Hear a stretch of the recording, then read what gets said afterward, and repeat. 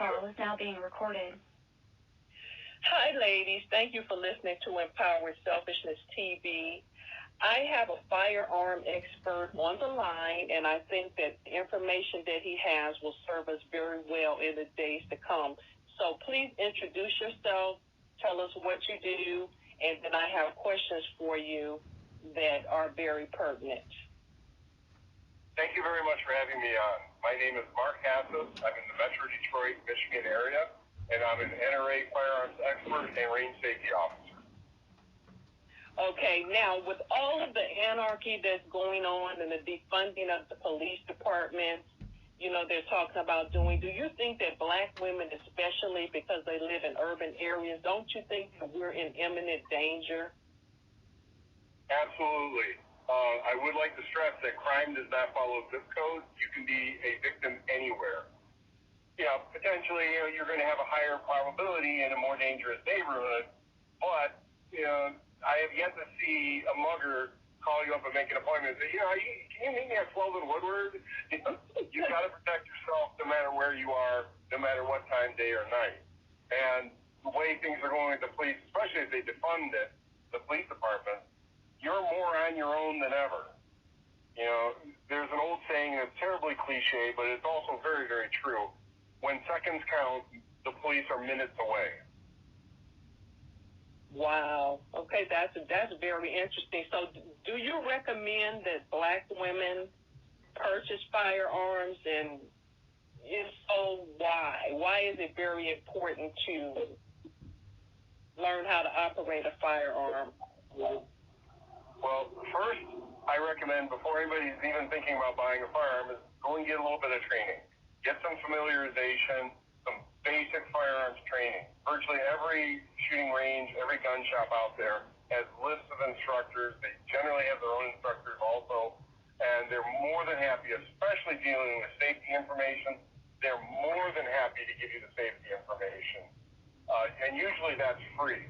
And then before you buy a gun, I always tell people, please buy a safe before you buy the gun.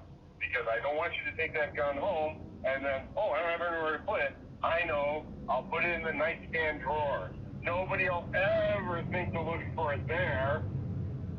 And in a bad situation, and I know this has happened in the past, you come home from work and somebody is at your house already and they did find it in the nightstand drawer, and now you're at your own gunpoint. Wow, yeah, that's scary. So, okay, do you think that joining a gun club, is that a good idea, or NRA? Yes, absolutely. The NRA is fighting for your Second Amendment rights. As a member, you automatically get $1,000 in firearms insurance in case it gets lost or stolen. And you have access to wonderful training, safety information. The NRA, I think it was last year, spent $15 million on the Eddie Eagle program, which is a children's gun safety program. And I have yet to see the anti-gun groups spend $1 on children's firearm safety. Wow. And how often should women go to the range to hone their skills with a firearm? I try and explain to people, everybody thinks that you've got to spend a lot of time on this, and really it's more like riding a bicycle. Once you have the basic skill set, you basically know what you're doing, you're going to be okay. Far more important, especially when I'm teaching the concealed pistol license course, is knowing when you can use it, when you can't use it. Pulling a trigger is easy. Knowing when to pull the trigger, that's the hard part. Okay. Now, do you recommend, like, when a woman is out and about and she has a concealed carry permit, should she wear her gun in a holster so that she can have better access to it in case of any kind of, if she's robbed or, attempted rape or anything? Yes. I am a strong proponent of the on-body carry in a holster on the body versus in a purse. A purse can get snatched. And we all know a purse can get left in a restaurant. We all know a purse can get left in a car. You're not going to leave what's bolted on you. Exactly. Okay. I I thought that made more sense. Now, what type of guns? Give me a few models, and what kind of firepower do you think is good for a woman that's a first-time gunfighter? Well, the best gun is the one you've got on you. And again, that sounds terribly cliche, but it's absolutely true. You could have the greatest gun in the world, but if it's over in the safe, it's not doing you any good. Exactly. You need to have something you can comfortably carry, comfortably operate. If you have limited hand strength, for instance. And as a bonus, I actually have one of my students sitting right here next to me, and she is a woman of color, and she does have limited hand strength. Mm-hmm.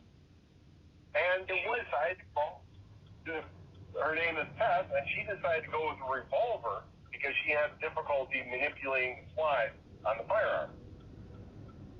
Okay. Now, do you think guns are better to have the clip or where you put the bullet in the chamber? You're describing semi-automatic magazine set versus a revolver. It all comes down to comfort level. What can you do? If you have bad arthritis, that semi-automatic with a magazine is going to be much harder for you to manipulate. A revolver is very dead simple. Okay. So when we go in to purchase, there will be somebody there that works with us and helps us get a firearm that we're comfortable with, or do you learn that more when you go to the training? I actually would prefer if people go through a little bit of training first. But again, they can do that right there at the store, or you can look on the NRA's website, and they have lists of instructors. All of my students, I let them know if you are ever in a situation where you're thinking about buying a firearm, please let me know. I'd be happy to give you my personal opinion. I'm not the greatest expert in the world, but I got a couple of good ideas. Okay. Now, can you set up a special email address for like the women in my group that have questions? Oh, absolutely. Okay, like some kind of sort of like so they can have like a consult of some type if they have questions. Okay, I will put that in my comment section if you don't mind, but it'll be only for my listeners. Certainly. Bear in mind, I'm not a lawyer. Okay. So I can't really answer legal questions except in the most broadest sense.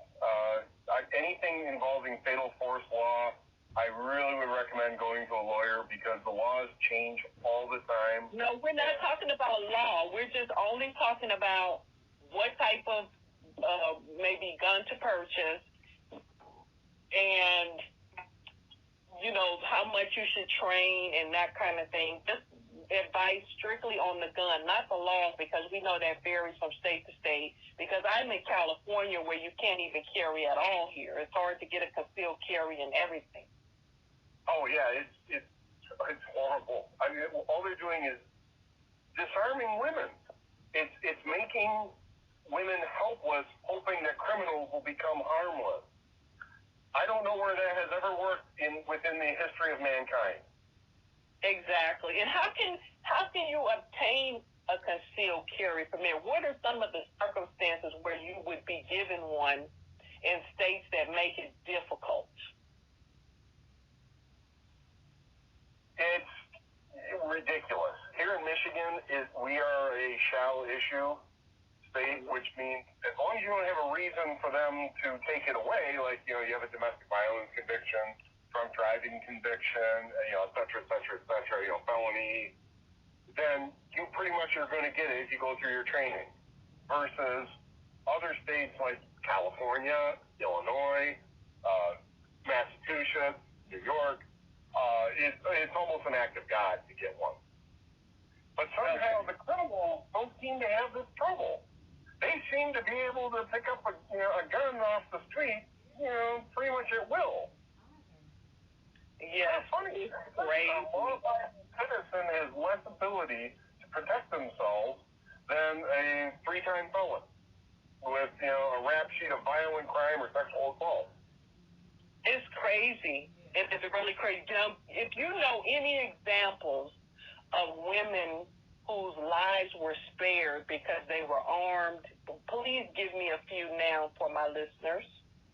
Actually, I'm going to tell you about an organization that I volunteer with, and I'm going to strongly recommend you get a hold of them.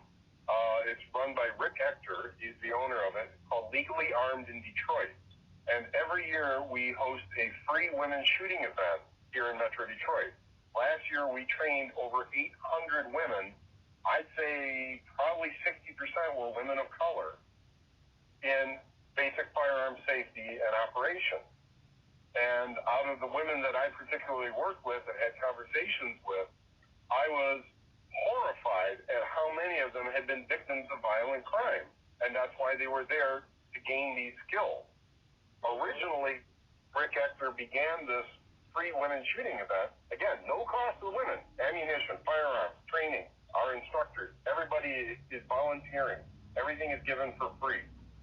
He originally started this up almost 10 years ago when he was watching a news program, and there had been a black woman who had been brutally beaten to death, raped, dumped in the street naked, like yesterday's garbage.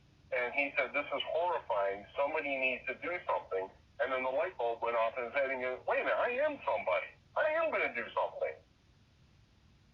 So he started having women shooting events to get more women involved in shooting sports and into self-defense and self-protection. Wow, okay. Okay, so let's go over a few things. I'm not going to keep you much longer. So, the NRA. If women join the NRA, there are various benefits and training, and we can get help on what type of firearms to purchase and different things like that through joining that organization. Am I correct? So you do recommend that? Absolutely. Okay. And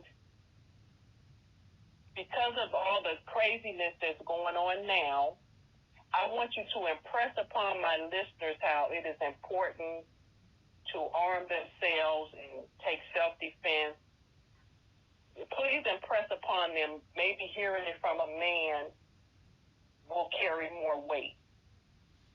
You cannot make yourself helpless and hope that the bad person is going to somehow be harmless. They want a complicit victim. And by being ready, willing, and able to defend yourself, it is going to demotivate them, not just from attacking you, but now they're going to start thinking, maybe that little old lady down the street might be packing like John Wayne. Maybe I shouldn't go rape that, 86-year-old lady.